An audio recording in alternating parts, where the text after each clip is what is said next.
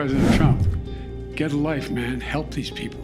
Republicans and Democrats were at loggerheads over disaster funding and response. With respect to North Carolina, they've let those people suffer unjustly.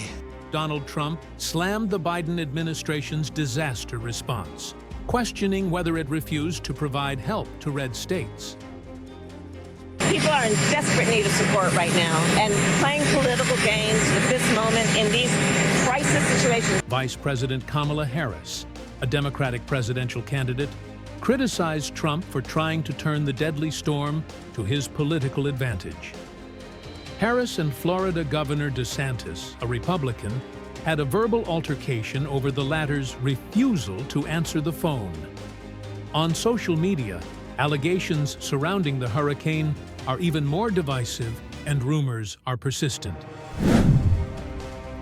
Disaster funding is another battleground between the two parties.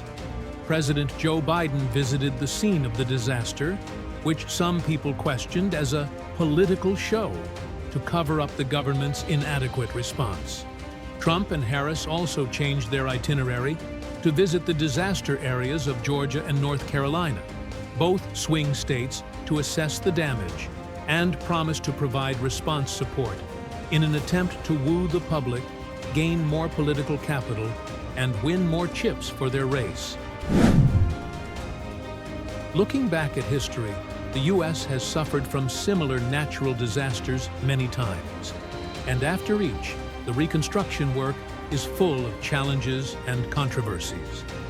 The government's financial investment, policy support, and coordination of all aspects have become the focus of attention.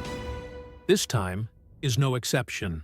On October 13, after inspecting areas hit by the hurricane in Florida, Biden announced that he would provide more than $600 million to help affected areas recover and rebuild. However, with decreasing funds and limited manpower, it is unclear whether these promises can be truly realized. Behind the disaster, the U.S. political arena is in chaos. Lives are shaken by the winds, and people are drowned by partisan rivalries. While the election result has been unveiled, the rebuilding of homes seems like a distant dream. The main culprit, the cancer on the body politics, is money. Money, money, money. In the 21st century, the cost of U.S. elections has risen with each cycle.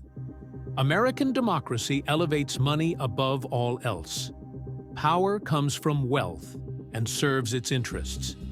In the game of $1, one vote, only by understanding the rules of money can one see the true nature of American democracy. For politicians to win, they must secure abundant financial backing, often provided by wealthy individuals and corporations. In the long history of dark money in U.S. elections, the Supreme Court's decision in 2010 marked a turning point, freeing major donors from disclosure regulations and donation limits, allowing them to channel funds to political groups.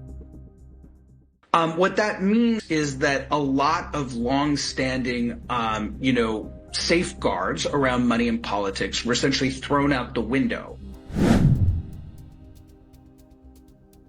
Through hefty donations and behind-the-scenes influence, the wealthy steer policy directions, shifting what should be public-serving agendas toward capital interests.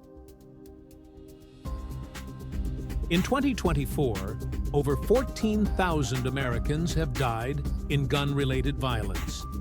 Yet, the U.S. government has failed to take effective measures to address the issue of gun control, largely due to the profit chain behind dark money. Organizations like the National Rifle Association, NRA, continuously lobby politicians injecting enormous funds into presidential elections and blocking gun control legislation.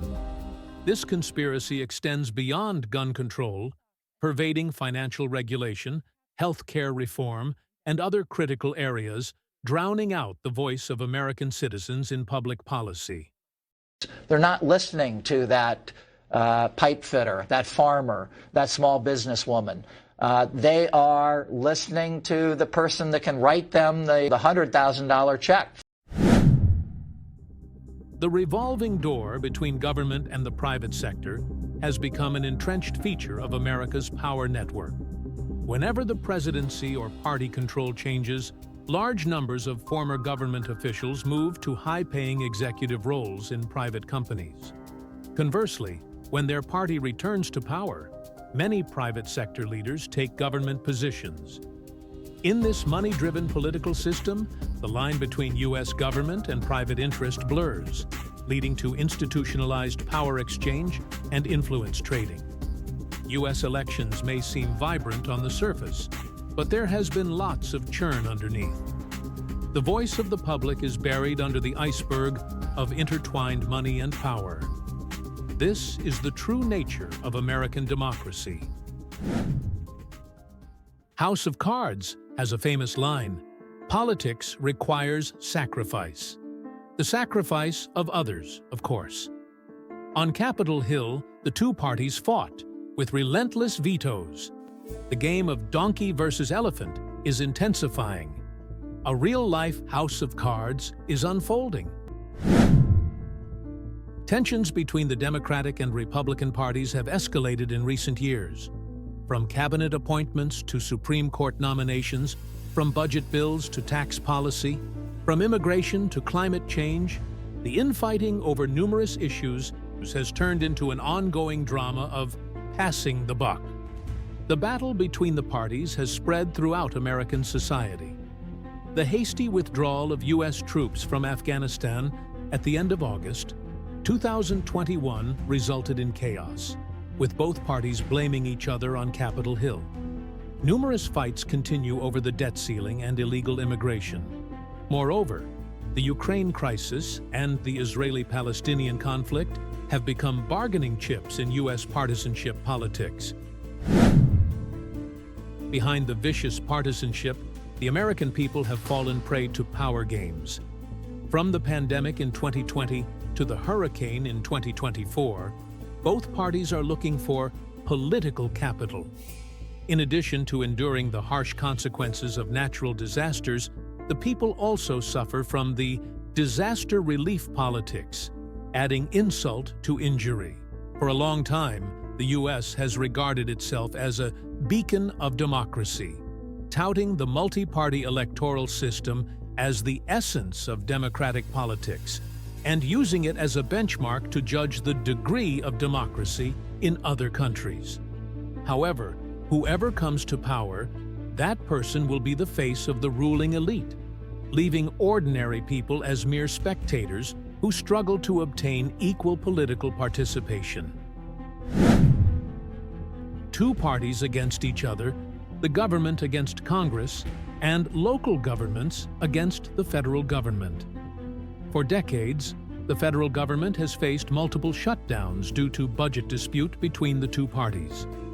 During the Trump administration, the federal government shutdown reached a record high of 35 days.